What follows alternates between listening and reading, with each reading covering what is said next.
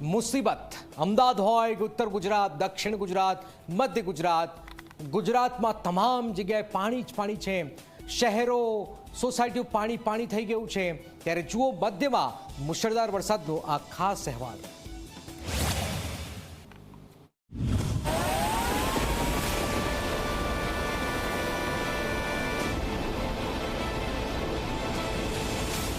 ગુજરાતના કોઈ ઝોનને વરસાદની આ નવી ઇનિંગે છોડ્યો નથી। અત્ર તત્ર સર્વત્ર વરસાદથી પાણી જ પાણી છે। મધ્ય ગુજરાતના અલગ અલગ શહેરોમાં સ્થિતિ કેવી છે તે તમારે ટીવી સ્ક્રીન સમક્ષ છે। ક્યાંક રોડ પર પાણી છે તો ક્યાંક ગામમાં પાણી ઘૂસી ગયા છે। પાવાગઢના પહાડ પરથી પાણીનો અધધ પ્રવાહ પડી રહ્યો છે તો ખેડાનું બજાર બેટ બની ગયું છે। આણંદ શહેરમાં પાણી એટલું આકાશમાંથી પડ્યું કે શહેરને સરોવર બનાવી દીધું છે તો ગોધરામાં અનેક વિસ્તારમાંથી નદી વહેતી હોય તેવા દ્રશ્યો મળી રહ્યા છે। ગોધરા નગરમાં પડી રહેલા ભારે વરસાદને પગલે સોસાયટી વિસ્તારોમાં જે નીચાણવાળા વિસ્તાર છે ત્યાં મકાનોમાં પાણી ઘૂસી ચૂક્યા છે। સીધા જે દ્રશ્યો છે તે બતાવવા માંગીશ કે આ શિવશક્તિ શિવનગર સોસાયટી છે, આઈટીઆઈ પાછળ આવેલો આ વિસ્તાર છે। અહીંયા જે આશીષનગર છે, આઈટીઆઈ પાછળની જે સોસાયટીઓ છે, આ તમામ સોસાયટીઓમાં જાણે કે સોસાયટીમાં નદી ધસમસતા પ્રવાહ સાથે વહી રહી હોય તેવા જે દ્રશ્યો છે તે જોવા મળી રહ્યા છે। આપ જોઈ શકો છો અહીંના જે સ્થાનિકો છે તેમના મકાનમાં પણ પાણી ઘૂસી ચૂક્યા છે। ઢીચણસમા પાણી ધસમસતા પ્રવાહ સાથે અહીંયા વહી રહ્યા છે। ગોધરા નગરની જો વાત કરીએ તો લગભગ છેલ્લા 4 થી 5 કલાકમાં 5 ઇંચ જેટલો વરસાદ ખાબક્યો છે। વરસાદી પાણી છે તે અહીંના જે રહીશો છે રહેણાંક વિસ્તારમાં ઘૂસી ચૂક્યા છે। મકાનોમાં પણ ઘૂંટણસમાં પાણી ભરાઈ ચૂક્યા છે। વહીવટી તંત્ર અત્યાર સુધી અહીંયા પહોંચ્યું નથી, પરંતુ સ્થાનિક લોકો છે પોતાની જાતે જ જે પાણી છે તેને કાઢી રહ્યા છે। પાદરાના આકાશમાંથી પાણી એવું પડ્યું કે શહેરનો રોડ પાણી પાણી થઈ ગયો। દ્રશ્યો વડોદરા જિલ્લાના પાદરાના છે, જ્યાં વરસાદે જળબંબાકારની સ્થિતિ સર્જી દીધી છે। નજર પહોંચે ત્યાં પાણી છે, બજારો બેટમાં ફેરવાઈ ગઈ છે, લારી ગલ્લા પાણીમાં ગળાડૂબ થઈ ગયા છે। પાદરા તાલુકામાં છે તે તારાજી સર્જ્યું છે। હું આપને સીધા જ દ્રશ્ય બતાવવાનો પ્રયત્ન કરીશ કે કયા પ્રકારે હાલ પાદરના શાક માર્કેટ વિસ્તારમાં હાલ 24 કલાકની ટીમ ઉપસ્થિત છે અને જોઈ શકો છો કે ઘૂંટણસમા પાણી ભરાઈ જવા પામ્યા છે। તમામ લોકોને અવરજવર કરવા માટે ખૂબ મુશ્કેલીનો સામનો કરવો પડી રહ્યો છે। ચોક્કસપણે કહી શકાય કે જે રીતે અનરાધાર વરસાદ વરસ્યો જેને લઈને તમામ નીચાણવાળા વિસ્તારોમાં પાણી ભરાઈ જવા પામ્યા છે। શહેરમાં પાણીનું સામ્રાજ્ય છે અને પાણી વચ્ચે તરતી જિંદગી બેહાલ। દ્રશ્યો વડોદરા શહેરના છે। એરપોર્ટ સર્કલથી સરદાર એસ્ટેટ 4 રસ્તા સુધી પાણી એટલા ભરાયેલા છે કે રોડ શોધવો મુશ્કેલ છે।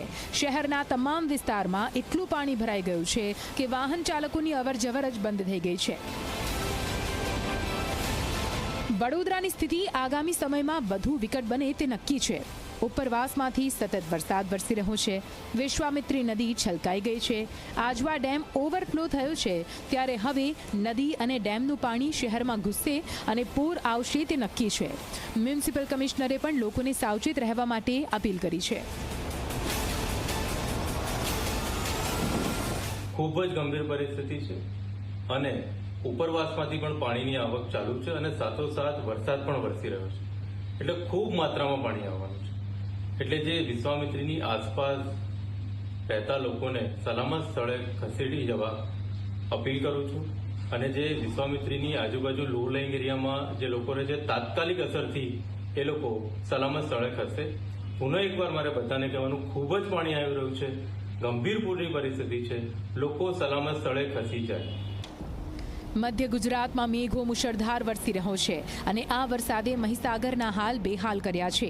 ભારે વરસાદથી સંતરામપુરમાંથી વહેતી ચિબોટા નદી ગાંડીતુર બની છે અને નદીના પાણી મુખ્ય હાઈવે પર ફરી વળતા વાહન વ્યવહાર બંધ થઈ ગયો છે। નદીમાં ઘોડાપૂરના કારણે પોલીસ બંદોબસ્ત ગોઠવી લોકોને સલામત સ્થળે ખસી જવા સૂચન કરવામાં આવ્યું છે। આપને દ્રશ્યો છે તે બતાવવાનો પ્રયત્ન કરીશું। હાલ જે સંતરામપુરની આ ચિબોટા નદી છે તેના પાણી હાલ અહીંયા મુખ્ય માર્ગ ઉપર આવી ચૂક્યા છે। જે મુખ્ય માર્ગ છે સંતરામપુરથી લુણાવાડા તરફનો જે રસ્તો છે તે રસ્તો હાલ બંધ કરવામાં આવ્યો છે। વાહન વ્યવહાર છે તે સંતરામપુરથી ગોધરા તરફ છે તે ફેરવવામાં આવ્યો છે અને લુણાવાડા તરફથી જે વાહનો છે તે સંતરામપુર આવતા હોય જે વાહનોને પણ ગોધરા તરફ ફેરવવામાં આવે છે। એટલે જે ભારે વરસાદ છે તે વરસી રહ્યો છે। હાલ પણ હજી અવિરત વરસાદ છે તે ચાલુ જ છે। આકાશી આફત પર ઉફાન પર આવેલી નદીનો આ અદ્ભુત નજારો જુઓ. નદીનું નામ છે મેશરી નદી. ગોધરાની આ નદીમાં પાણીનો એટલો પ્રવાહ વહી રહ્યો છે કે નદી કિનારે વસેલા અનેક રહેણાંક વિસ્તારો પાણીમાં સમાઈ ગયા છે. અનેક ઘર અને દુકાનો પાણીથી લબાલબ થઈ ગયા છે. તો જોખમ હજુ પણ સમાયું નથી, પણ સતત વધતું જઈ રહ્યું છે. થોડા સમયમાં જ કિનારે વસતા લોકોનું સ્થળાંતર કરવું પડે તેવી સ્થિતિ સર્જાઈ છે. વહરાબાડને જોડતો કોઝવે પાણીમાં ગરકાવ થઈ જતા વાહન વ્યવહાર બંધ થઈ ગયો છે. નદી પર આવેલા જે પણ ચેકડેમો છે તે ઓવરફ્લો થયા છે. સાથે સાથે જે કોઝવે હતા તે તમામ કોઝવે ડુબાણમાં ગયા છે. આપ જોઈ શકો છો વરાવાડથી ગોંધરાને જોડતો જે આ બ્રિજ છે તે પણ ડુબાણ ગયો છે. સામે છેડે લોકો આ પાણીને જોવા માટે આવી રહ્યા છે, તો સાથે સાથે આ તરફ પણ જે લોકો છે તે અહીંયા આ પાણીને જોવા માટે આવી રહ્યા છે. જો આ સતત વરસાદ વરસતો રહે તો વહીવટી તંત્રને નદી કાંઠે વસેલા જે લોકો છે તેમને સ્થળાંતરિત કરવાની પણ નોબત આવી શકે તેવી શક્યતાઓ છે. હાલ આ તમામ લોકો રેડ એલર્ટ પર છે. મધ્ય ગુજરાતમાં ખાસ વડોદરા માટે આગામી સમય બહુ જ ભારે રહેવાનો છે. વડોદરામાં સ્થિતિ ખૂબ જ વિકટ બનવાની છે. નીચાણવાળા વિસ્તારોમાં રહેતા લોકોએ વહેલી તકે સલામત સ્થળે ખસી જવું હિતાવહ છે, કારણ કે વિશ્વામિત્રીએ ભયજનક સપાટી વટાવી દીધી છે. તો આજવા સહિતના ડેમ છલોછલ થતા હવે પાણી શહેરમાં ઘૂસે તે નક્કી છે. ત્યારે જોવું રહ્યું કે આગામી સમયમાં શું થાય છે. Bureau report, Zee media.